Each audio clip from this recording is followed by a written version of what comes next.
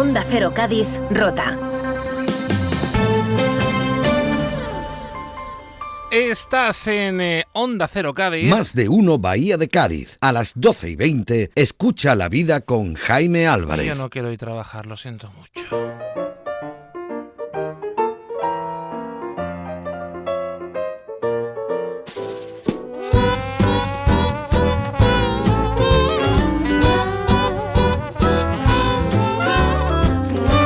Yo no quiero trabajar. Me niego. Lo va a decir Sola Jiménez mejor.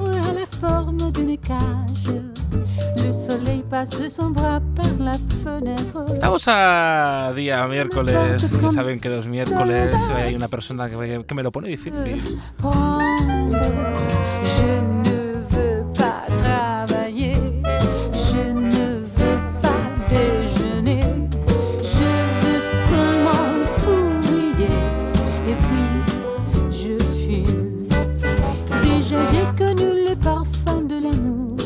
Rebélate contra el dolor con el Instituto contra el Dolor, doctor Trinidad. Hoy hablamos de Paul-Pierre Broca.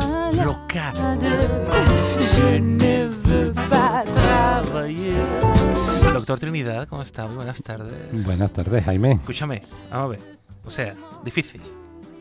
Pero supero. ¿Para ti difícil? Venga ya, hombre. Esta canción está dedicada a todas las personas que nos están escuchando ahora mismo en el trabajo y que están diciendo yo no quiero trabajar, lo siento mucho, no puedo. Qué temazo este de Sole Jiménez, este Je ne veux pas travailler, es algo maravilloso. Paul Broca, de Burdeos, médico, anatomista, antropólogo. ¿Por qué es importante Paul Broca en la historia de la neurociencia, doctor? Jaime, pues, bueno, antes que nada, pronuncias bien el francés y todo, ¿eh? Qué maravilla, si quieres una caja de sorpresa. No, je peux parler français. Si tu veux, nous pouvons Qué maravilla. faire l'interview en français. Bueno, ahí no te puedo seguir. Podemos hacer la entrevista francesa, acabo de decir. Pues tú en francés, yo en inglés. ¡Ah, amigo! Bueno, ¿quién era Paul Broca? Bueno, Paul Broca, nos centramos, Jaime. Mira, Paul Broca es una persona de la mitad del siglo, la segunda mitad del siglo XIX, francés, como tú bien has apuntado, que transformó nuestra visión de cómo funciona el cerebro. ¿Por qué? Pues por varias cuestiones. Pensábamos que la mayoría de funciones que tenía nuestro cerebro era difuso, es decir, que todo el encéfalo, todo el cerebro se encargaba del habla, de escuchar, de entender, de movernos. Y él, sin embargo, definió un área muy concreta, que lleva su nombre, el área de Broca, que se encarga del habla. De modo que cambió por completo ese modo de cómo pensábamos que se organizaba el cerebro. ¿Y cómo? Pues mira, a través de uno de sus casos más célebres, que fue el de Tan, un hombre que debido a un daño que tenía en una parte del cerebro solo podía decir una palabra, la palabra tan. Todo lo contestaba con eso, pero entendía perfectamente el lenguaje hablado. O sea, todo lo entendía. Todo. O sea, pero él solamente podía decir tan. Tan. Claro, es que el área del habla es diferente, el área del habla que lleva su nombre, el área de Broca, es diferente del área del cerebro con el que entendemos lo que nos dice, que es el área de Wernicke. Aquí todo el mundo ponía su nombre cuando descubría por favor. Algo, faltaría más. De modo que tú tienes pacientes que por un daño cerebral pueden entender todo lo que le estás contando, pero no puede hablar. Sería esa afasia de Broca. Y sin embargo tenemos otras personas que no entiende lo que le dices, pero habla, y entonces está diciendo cosas completamente inconexas. De modo que son dos áreas del cerebro diferentes. Y esto pues lo consiguió a partir de estos pacientes y de estudios que hizo con autopsias post-mortem. Es decir, pacientes que habían muerto y que tenían lesiones en determinadas regiones del hemisferio izquierdo del cerebro o la corteza frontal, pues se daba, lo correlacionaba con lo que el paciente había tenido previamente, con dificultad en el entendimiento, en el lenguaje, de modo que todo esto sentó las bases de identificar las áreas del cerebro para que se dedicaba cada una de ellas, es decir, las bases de la neuroanatomía. Luego incluso él se dio cuenta de la relación que había entre la parte cognitiva y la motora, es decir, entre el entendimiento y cómo la acción motora, en este caso, por ejemplo, la acción de cómo hablamos. Así que él realmente fue uno de los primeros neuroanatomistas y basado en esa observación clínica y en las autopsias, pues empezó a identificar para qué servía cada área del cerebro, que estamos hablando de la segunda mitad del siglo XIX, de 1860 la y pico. medicina ha cambiado un poquito, doctor. Hombre, ahora esto parece muy sencillo, pero llegar a esas conclusiones en aquella época, pues tiene mucho mérito, y de ahí la importancia del personaje de Paul Broca. Pero Paul Broca también está íntimamente ligado a un síndrome, ¿verdad, doctor? Uh-huh. Que es un síndrome, que es el síndrome del miembro fantasma. Esto lo conoce la gente que ha sufrido alguna amputación. No te rías, doctor. ¿Alguna amputación de uno de sus miembros? Sí, efectivamente. Lo que paradoja, ¿no?, de la vida. Paul Broca se dedica a estudiar el cerebro, la neuroanatomía, y en 1861 él sufre un accidente que le cuesta la pierna. Y después de la amputación, pues él se da cuenta que comienza a experimentar sensaciones extrañas, dolorosas, precisamente en esa pierna que ya no existía.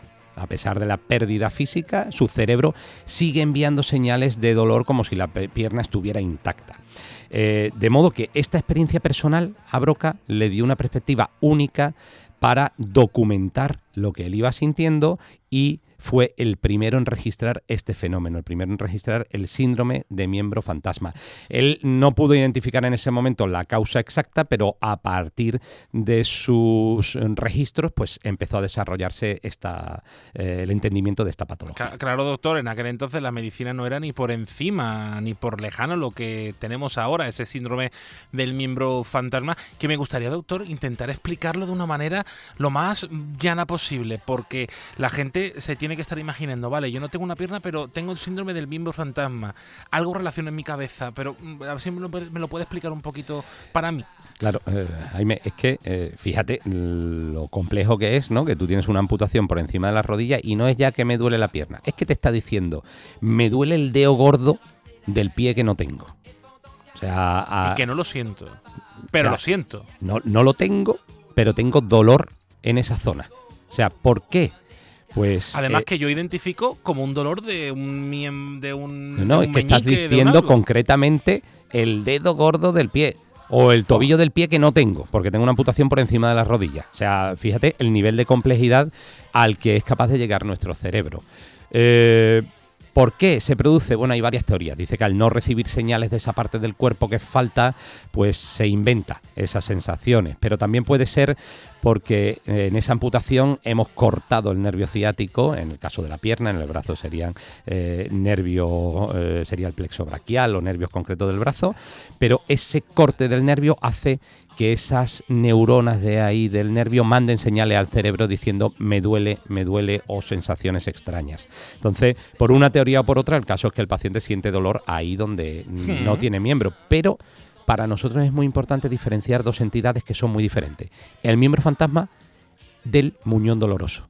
Porque muchas veces tú tienes una amputación y te está doliendo el muñón. No te está doliendo esa parte que no tienes. Claramente te está doliendo una parte que sí tienes, que es el muñón.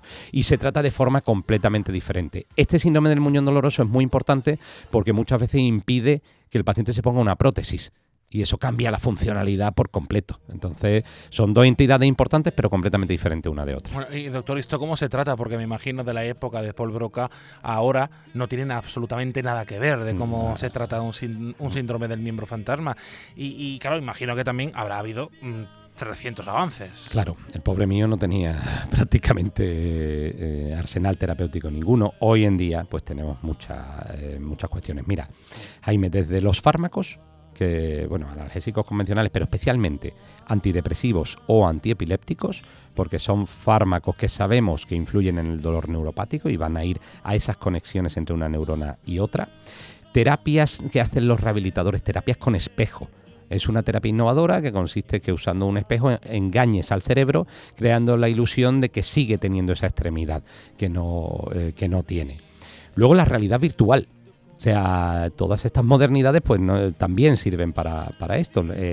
Entornos virtuales que hacen que el paciente vea y mueva la extremidad amputada, pues le ayuda a reorganizar esa percepción del cerebro.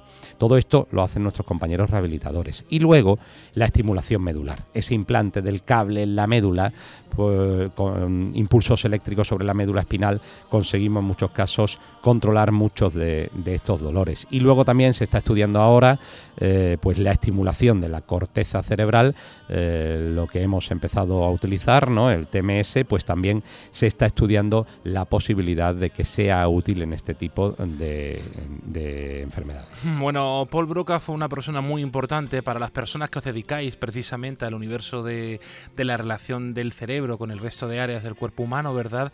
Paul Broca tuvo un papel para comprender también el dolor, ¿no? ¿Verdad?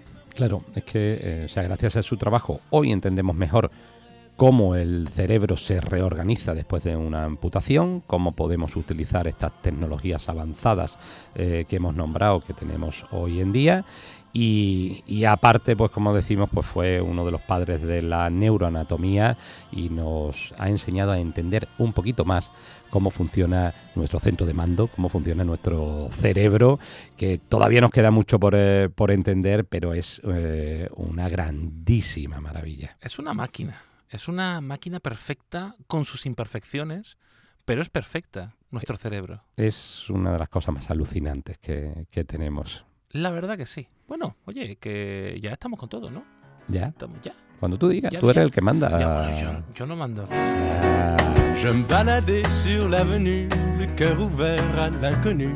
J'avais envie de dire bonjour à n'importe Esta sí qui. que la conoce usted, doctor, ¿no? Sí. No. N'importe quoi, il suffisait de te parler pour t'apprivoiser. Oh, Champs-Élysées, oh, Champs-Élysées, au soleil, sous la pluie, à midi ou à minuit, il y a tout ce que vous voulez aux Champs-Élysées. Tu m'as dit, j'ai rendu. ¿Has visto? Esto aquí hacemos un intercambio. Yo hablo de ciencia, tú aprendes un poquito de mí y yo aprendo de música contigo, Jaime. Bueno. Esto es un himno. Es un himno para la gente que vive en París, para los franceses. Este de Joe Dassin, que es Le Champs-Élysées, y es uno de los clasicazos. Tú me das a mis nacionalidades Oh, y yo me luzco. yo voy a venir a tomar apunte aquí. Pero todavía está el gatito miau miau que estaba por ahí dando vueltas. Algún día te va a caer, algún día. Menos mal que nos lo pasamos bien y aprendemos mucho en este Revelate contra el Dolor con el Instituto contra el Dolor Doctor Trinidad en Sevilla, en Cádiz, en Jerez, en idolortrinidad.com. Y recordarnos, doctor, para la gente que tenga dudas, que nos pueden enviar dudas por correo electrónico, por todos lados. ¿En dónde? En la web, en idolortrinidad.com o en Onda Cero y en los teléfonos que tú siempre nos recuerdas. Ahí estaremos encantados de responder vuestras dudas. 629... No me acuerdo. Fin du jour, chante l'amour. Oh, Champs-Élysées, oh, Champs-Élysées, 629 40 85 au soleil, sous la pluie. 629 40 85 30. Ahí, Madre mía. ahí. Me van a despedir hoy. En la web, que es más fácil. En la web. Doctor, que nos vemos en la próxima. ¿Me va a sorprender usted? ¿Me lo va a poner un poquito más difícil o...? Ahí nos vamos retando, pero nos lo pasamos bien, ¿eh, Jaime? Mira, esto es la radio. Que aprendamos, que nos lo pasemos bien y que nos también seamos una herramienta Sí, para la gente. Onda Cero, más de uno, de la Bahía de Cádiz. Más de uno Bahía de Cádiz. A las 12:20, escucha la vida con Jaime Álvarez.